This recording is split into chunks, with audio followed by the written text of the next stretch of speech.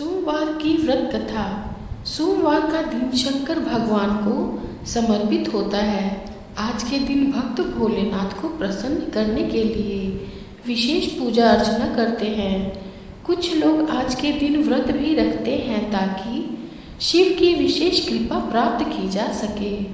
बाबा भोलेनाथ के आशीर्वाद के लिए आप भी सोमवार का व्रत कर रहे हैं तो शिव व्रत कथा को पढ़कर या सुनकर इस उपवास को पूरा करें।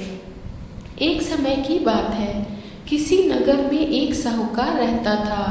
उसके घर में धन की कोई कमी नहीं थी, लेकिन उसकी कोई संतान नहीं थी। इस कारण वह दुखी रहता था। पुत्र प्राप्ति के लिए वह प्रत्येक सोमवार व्रत रखता था और पूरी श्रद्धा के साथ शिव मंदिर जाकर भगवान शिव और पार्वती जी की पूजा करता था।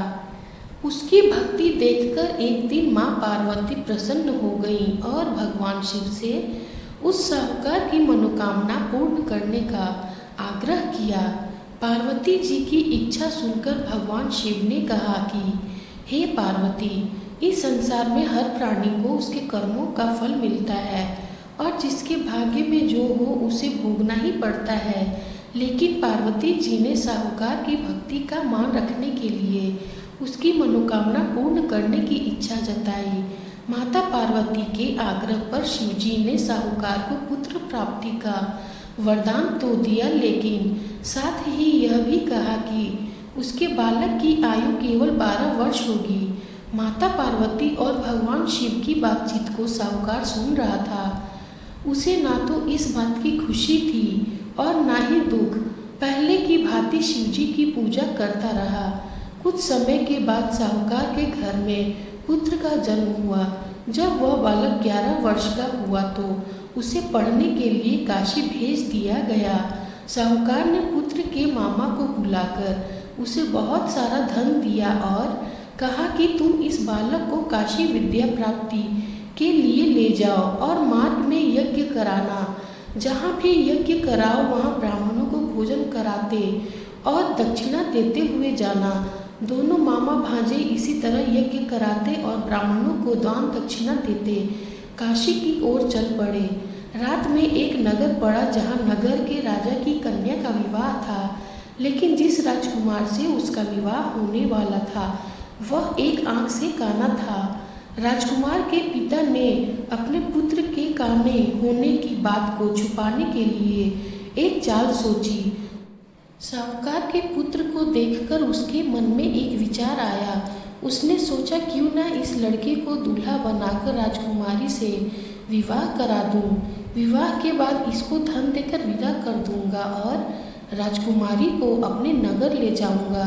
लड़के को दूल्हे के वस्त्र पहनाकर राजकुमारी से विवाह कर दिया गया, लेकिन साहूकार का पुत्र ईमानदार था।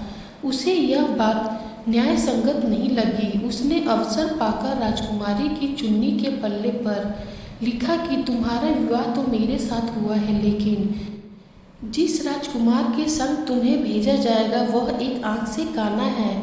मैं तो काशी पढ़ने जा रहा हूँ।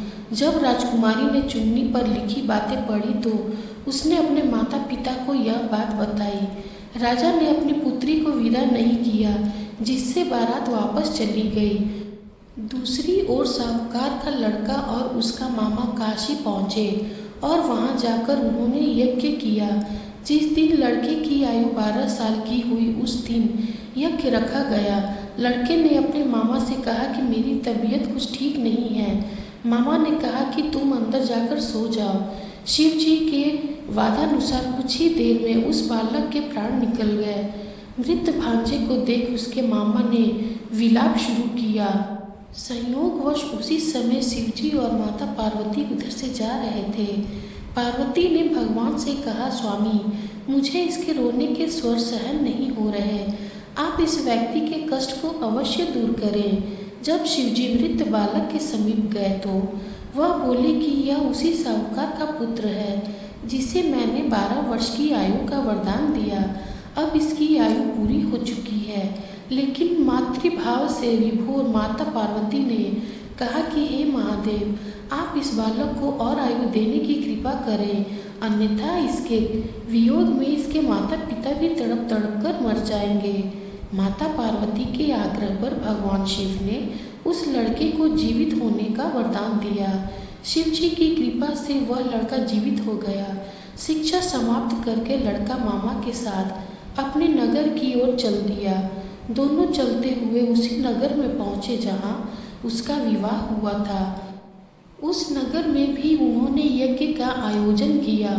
उस लड़के के ससुर ने उससे पहचान लिया और महल में ले जाकर उसकी खातिरदारी की और अपनी पुत्री को विदा किया। इधर साहूकार और उसकी पत्नी भूखे प्यासे रहकर बेटे की प्रतीक्षा कर रहे थे। उन्होंने प्रण कर रखा था कि यदि उन्हें अपने बेटे की मृत्यु का समाचार मिला तो वह भी अपने प्राण त्याग देंगे। परंतु अपने बेटे के जीवित होने का समाचार पाकर वह बेहद प्रसन्न हुए। उसी रात भगवान शिव ने व्यापारी के स्वप्न में आकर कहा, हे श्रेष्ठी, मैंने तेरे सोमवार के व्रत करने और व्रत कथा सुनने से प्रसन्न होकर तेरे पुत्र को लंबी आयु प्रदान की है। इसी प्रकार जो कोई सोमवार व्रत करता है या कथा सुनता और पढ़ता है उसके सभी दुख दूर होते हैं और समस्त मनोकामनाएं पूर्ण होती हैं। हमारे YouTube चैनल आस्था एक भक्ति पर ऐसे और भी वीडियोस को देखने के लिए चैनल को सब्सक्राइब ज़रूर करें और बेल आइकन को ज़रूर दबाएं।